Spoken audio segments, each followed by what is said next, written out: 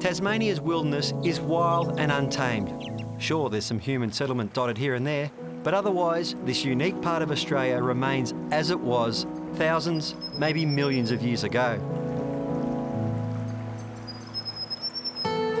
Although the fish we seek lives in the pristine rivers that have carved their way through these mountains for millions of years, they're not ancient or even native to these parts. Since being introduced around 1870, they've flourished. Well, actually, they've bred, like they say, rabbits. The fish, of course, is the mighty brown trout. Brown trout originated from Europe and were introduced into Australia by the early settlers. They love cooler temperatures, and Tasmania's habitat is as perfect as it gets. Wild brown trout breed and grow in these parts at a phenomenal rate. To give you an example, the Taina River is said to have 150 fish per 100 metres of river. Each year, a few browns to 10 kilos and above are landed. On this visit to Tassie, my mission is to catch, or attempt to catch, one of these big browns, and also venture deep into the wilderness. My base while I'm in these parts is National Park.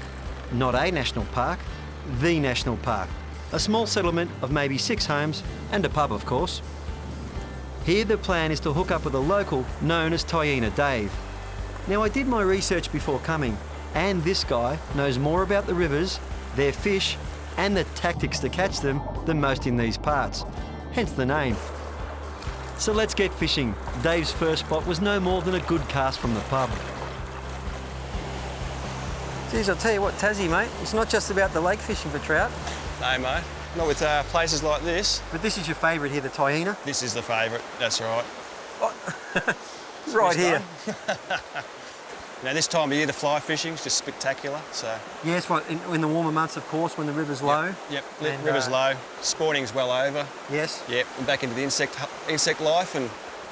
They're feeding on the bugs? Yeah, they will be. I know you're taking me to the middle of nowhere, but at the moment we're only, 100 metres from the road? Oh, if that. Yeah, if 100 metres from the road, which is quite spoilt as well. Typical Tassie, spoilt again. Indeed. But, yeah, that's right. Some of the places we'll drop you in, though, can be, quite remote and absolutely picture postcards they are, so...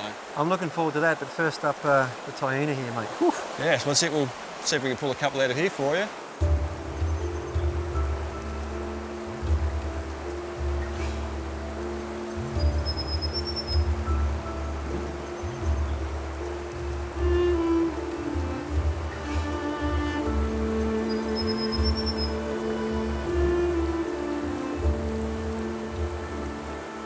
Pretty straightforward what Dave's doing here. He's got a clinkhamer dry fly, which floats along the top, and then a good 2 metres under that, a small size 16 black bead-headed nymph, which is running along the bottom, and he's just watching the dry in case a trout takes that, or in case a fish down deep grabs a nymph and pulls that dry fly under like a little float.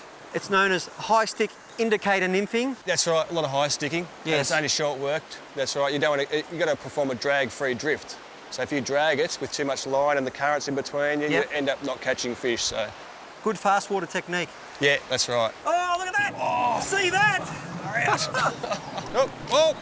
Hardly any fly line out, and this fish is just taking that nymph drifting along the bottom, and he's pushing against the current there, mate. Yeah, he's holding the current quite strongly, as the browns do. They use it to their advantage. Very important when you're using small flies or small lures to downsize the leader, because you don't want the leader to stand out against the size of that fly. Lovely fish. He's at what you'd call the safe size, Dave. Please explain. Well, safe size means he's basically safe from the big fish. They won't eat him at this size. He's just in that safe zone. He's big enough to hold his own in here against the big fish. Oh, that is a fantastic trout. Magic markings, beautiful marks. Look at that. Yeah. Beautiful fish. And on the fly rod. And you called this a Lennox strain, you said? Oh, just by the markings, I thought it could have been. Yeah, they're pretty mixed up in here. There's a few strains in Tassie, so... OK. But they were the original.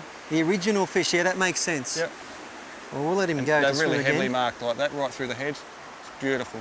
We'll let him... browns are. Absolutely. Beautiful. Now, he's definitely a legal size fish, but like I said, he's at the safe size of getting eaten from the big cannibalistic trout, and he will soon turn into one of those trout while we revive him here that can eat little trout, because The little snowflake caddis that are getting around aren't big enough to sustain a big trout. They need protein, and once these fish get to a certain size, they turn into cannibals and they eat the small trout, and that's when you can get your real thumper.